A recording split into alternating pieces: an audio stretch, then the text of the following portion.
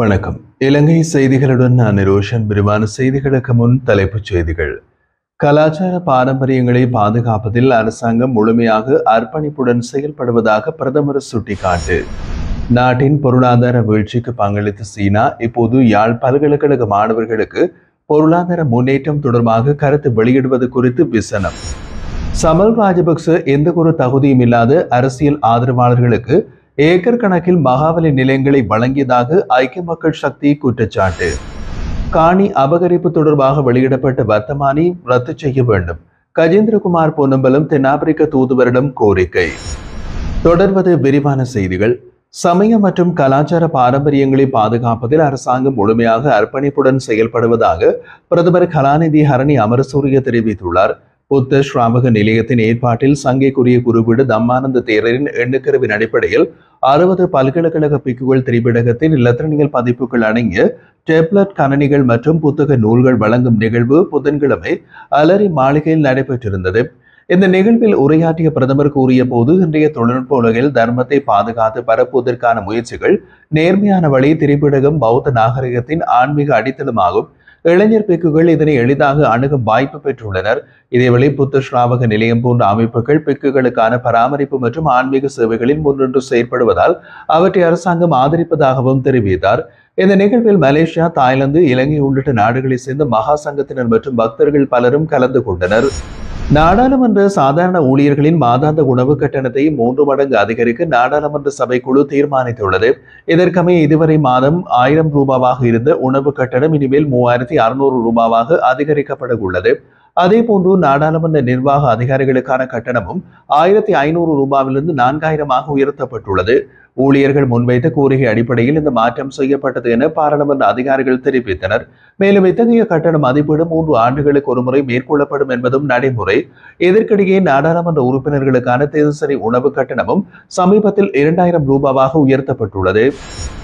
தேசிய மக்கள் சக்தி அரசாங்கம் ஆட்சியினை ஏற்ற பின்னர் நாளாந்தம் வழங்கப்படும் கடவுச்சீட்டுகளின் எண்ணிக்கை 1200 4000 அதிகரிக்க நடவடிக்கை எடுக்கப்பட்டுள்ளதாக பொதுமக்கள் பாதுகாப்பு மற்றும் நாடாளுமன்ற அலுவலர்கள் அமைச்சர் ஆனந்த் விஜயபால தெரிவித்துள்ளார்.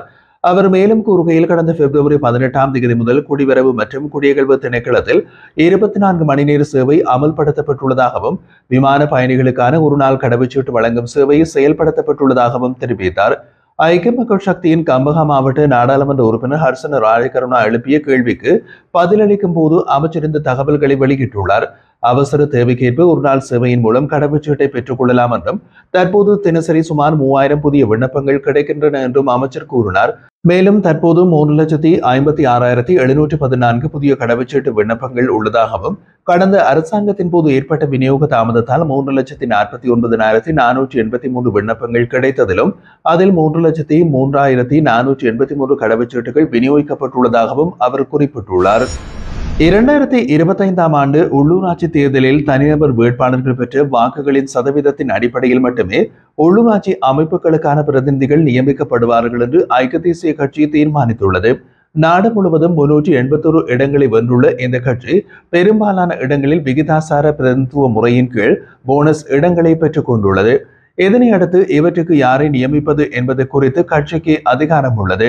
இலங்கையின் உள்ளூராட்சி தேர்தல் முறையின்படி கட்சிகள் இவை போன்ற பதவிகளை நிரப்பும் போது தோல்வியடைந்த வேட்பாளர்களையோ அல்லது வேட்பு பட்டியலில் உள்ள பிற நபர்களையோ நியமிக்கலாம். எனினும் ஐக்கிய தேசிய கட்சி எடுத்துள்ள புதிய கொள்கை முடிவின்படி வெற்றியோ தோல்வியோ என்பதை பொருட்படுத்தாமல் வேட்பாளர்கள் பெற்ற வாக்கின்படி மட்டுமே நியமனங்கள் செய்யப்பட உள்ளது. இந்த கொள்கையினை நிர்வகிக்க கட்சி அமைத்துள்ள புதிய நியமன குழு இதனை ஒருமித்தமாக முடிவு செய்துள்ளது.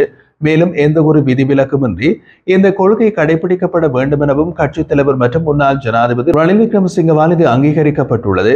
கட்சி தலைமையில் பார்வையில் இந்த நடவடிக்கை உள்நாட்டு ஜனநாயகத்தை கொள்கையாக்கும் முயற்சி என்றும் வாக்காளர்களின் விருப்பத்தை நேரடி நியமனங்களில் பிரதிபலிக்க உறுதியளிக்கின்ற ஒரு முக்கிய பணியாகவும் கருதப்படுகிறது. முன்னாள் வடக்கு மாகாண சபை உறுப்பினர் சபா குகதாஸ், இலங்கையின் பொருளாதார வீழ்ச்சிக்கு பெரும் பங்களிப்பு அளித்த சீனா இப்போது யாழ்ப்பாண பல்கலைக்கழகத்தில் மாணவர்களுக்கு பொருளாதார முன்னேற்றம் மற்றும் வறுமை ஒழிப்பு குறித்து ஆலோசனை வழங்க வருவதை பரிதாபகரமான செய்தியாக கண்டுள்ளார். தமது ஊடக அறிக்கையில் அவர் தெரிவிக்கையில், வெள்ளிக்கிழமை ஒரு சீன பல்கலைக்கழக விரிவுரையாளர் யாழ்ப்பாண பல்கலைக்கழக மாணவர்களுக்காக வறுமை ஒழிப்பு மற்றும் பொருளாதார முன்னேற்றம் குறித்து கருத்தரங்கில் கலந்து கொள்வதற்காக வருகை தருகின்றார். நோய் தொற்றின் பின்னர் 5 ஆண்டுகள் கழிந்தாலும் இலங்கையின் பொருளாதாரம் இன்னமும் சரிவிலேயே திணறிக் கொண்டிருக்கிறது. உலகின் பல நாடுகள் நோய் தொற்று பாதிப்பிலிருந்து மிக விரைவாக மீண்டுள்ளது. இந்தியா, பங்களாதேஷ் போன்ற நாடுகள் பொருளாதார ரீதியில் தன்னை நிலைநாட்டியுள்ளன. ஆனால் இலங்கை அதே நிலைமையை அடைய முடியாமல் தவிக்கின்றது. இலங்கை பெற்றுள்ள வெளிநாட்டு கடனில் 46% சீனாவிடம் பெற்ற கடனாக காணப்படுகிறது. ஆனால் இந்த கடன்கள் எந்த ஒரு தொலைநோக்கு திட்டமோ அபிவிருத்தி நோக்கமோ இல்லாமல் வழங்கப்பட்டன. சீனாவின் நோக்கம் இலங்கையை தொடர்ந்து கடன் சுழற்சியில் வைத்திருக்க வேண்டும் என்பதும் அதன் ஆதிக்கத்தை நிலைநாட்டுவதற்காக வடக்கில் இந்தியா நோக்கி திட்டமிடுவதாகவும் அவர் குற்றம் சுமத்தினார். யாழ்ப்பாண பல்கலைக்கழகத்தில் வறுமை ஒழிப்பு என்ற பெயரில் சீனா கருத்தரங்களை நடத்துவது நேரடியாக இந்தியாவை சவால் செய்வதாகவும் இது அரசியல் நோக்கமுடைய செயல் என்றும் விமர்சித்துள்ளார். இலங்கையின் உண்மையான அபிவிருத்தியை விரும்பினால் சீனா முதலில் வழங்கிய கடன்களை தள்ளுபடி செய்ய வேண்டும். மேலும் புதிய கடன்களை வழங்கும் செயல்முறையை நிறுத்த வேண்டும். அப்போதுதான் இலங்கை வறுமையிலிருந்து மீண்டு தன்னிறைவாக அபிவிருத்தி பாதையில் பயணிக்க முடியும் என்று சபா குகதாஸ் வலியுறுத்தியுள்ளார். முன்னாள் அமைச்சர் சமல் ராஜபக்ச எந்த ஒரு தகுதியும் இல்லாத அரசியல் ஆதரவாளர்களுக்கு ஏக்கர் கணக்கில் மகாபலி நிலங்களை வழங்கியதாக ஐக்கிய மக்கள் சக்தியின் நாடாளுமன்ற உறுப்பினர் ஹேஷா விதானகி குற்றம் சாட்டியுள்ளார். இன்று நாடாளுமன்றத்தில் உரையாற்றிய போது எம்பிலிபிட்டியாவில் உள்ள வலைவே வலயத்தில் சாத்தியக்கூறுகள் ஆய்வுகள் அல்லது உத்தியோகபூர்வ ஒப்புதலின்றி பல நபர்களுக்கு மகாபலி நிலங்கள் விநியோகிக்கப்பட்டதாக அவர் தெரிவித்தார். இந்த நிலங்களை வழங்கும் செயல்முறையை அரசு மீளாய்வு செய்ய வேண்டும் என்றும் பயிரிடப்படாத அல்லது பயனற்ற நிலங்களை மீள கைப்பற்ற வேண்டும் என்றும் ஹேஷா விதானகி வலியுறுத்தியுள்ளார். உண்மையான உற்பத்தி நோக்கங்களுக்காக நிலங்கள் தேவைப்படுகின்ற மக்களுக்கு அவை வழங்கப்பட வேண்டும் என்றும் அவர் கூறினார். இதற்கிடையில் சில நிலங்கள் தொடர்பான விசாரணைகள் ஆரம்பிக்கப்பட்டுள்ளதாகவும் மேலதிக புகார்கள் கிடைத்தால் கூடுதல் விசாரணைகள் நடத்தப்படலாம் என்றும் காணி மற்றும் நீர்ப்பாசனத்துறை துணை அமைச்சர் சுசில் ரணசிங்க பதிலளித்துள்ளார். வடக்கில் அரசால் வெளியிடப்பட்ட காணி சுவீகரிப்பு வர்த்தமானியை உடனடியாக ரத்து செய்ய தென்னாப்பிரிக்க அரசு அழுத்தம் கொடுக்க வேண்டும் என்று தமிழ் தேசிய மக்கள் முன்னணியின் தலைவர் கஜேந்திரகுமார் வலியுறுத்தியுள்ளார். இன்று கொழும்பில் தென்னாப்பிரிக்க தூதுவரை சந்தித்ததை அடுத்து அவர் இதனை தெரிவித்திருந்தார்.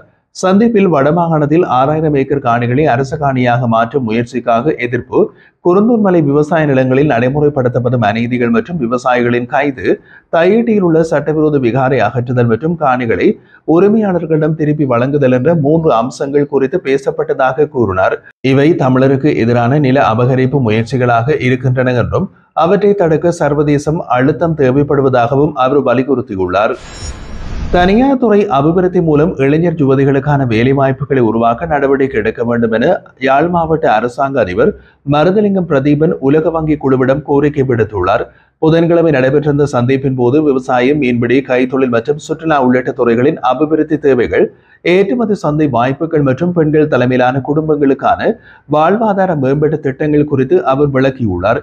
தெல்லிப்பளை காங்கேசன்துறை பகுதியில் உள்ள 351 ஏக்கர் கைத்தொழில் வலயத்திற்கும் ஐச்சுவேலி கைத்தொழில் பேட்டை அபிவிருத்திக்கு முதலீடு தேவைப்படுவதாகவும் தனியார் துறைகள் ஊடாக வேலைவாய்ப்பு உருவாக்க முடியும் என்றும் அவர் சுட்டிக்காட்டினார். மேலும் பலாலை சர்வதேச விமான நிலைய அபிவிருத்தி மற்றும் காங்கேசன்துறை துறைமுக மேம்பாட்டின் அவசியம் குறித்தும் அவர் கூறியுள்ளார். சந்திப்பை தொடர்ந்து குழுவினர் பழைய கச்சேரி கட்டடத்தை பார்வையிட்டிருந்தமையும் குறிப்பிடத்தக்கது.